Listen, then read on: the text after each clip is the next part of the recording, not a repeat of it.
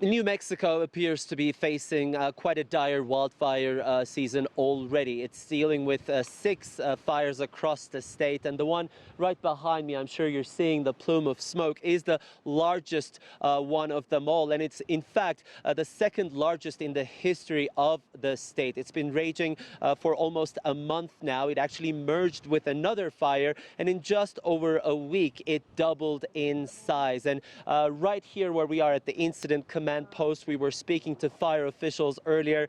They are saying they're quite worried about the upcoming days, because over the past weekend they were issued a red flag warning for strong winds, and they're saying this is unprecedented. For the very first time, this warning is going to be in effect for several days. So where we are here in Las Vegas, not to be confused with the entertainment capital of Nevada, we're talking about a small rural town in northern New Mexico with a population of 13,000 residents. Now, most of them have been evacuated, so everybody's worried about when they may be able to come back, but it's a complete uncertainty because the officials are warning that this fire is fast on track to possibly become the largest in the state's history. Officials here are saying that previously, in the past, they used to talk about the fire season. Now that just doesn't exist anymore. As I mentioned, some of these fires have started as early as the beginning of April, which was really unheard of.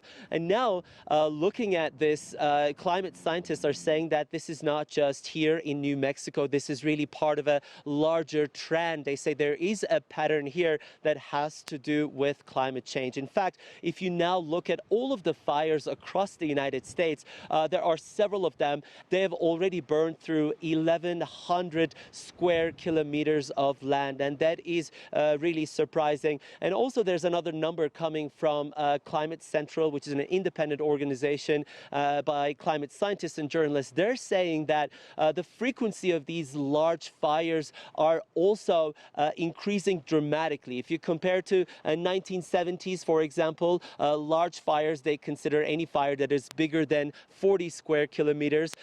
Those fires are now happening 7 times more frequently these days than some 3-4 decades ago. So those are pretty significant numbers, and the residents of this town are quite shocked to see that this is happening right at their doorstep in the beginning of May.